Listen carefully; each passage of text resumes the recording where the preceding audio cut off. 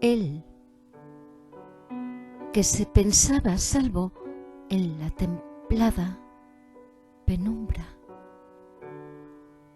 a solas con el horario, saetilla puntiaguda que le indicaba un ocaso libre de intriga y argucia, exento de sobresalto, a prueba de acción inmunda, inmune a doloso encanto. Ahora vienes tú, duda,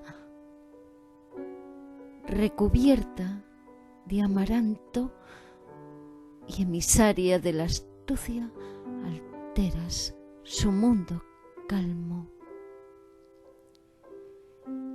Porteadora de lo obsceno, la briega, tu aguda sombra cultivará en su cerebro filatería barroca, haciendo de su vida averno. Insomnes serán sus noches, árido su pensamiento, villanas sus confusiones, salmuera su álgido aliento. En sus horas desacordes,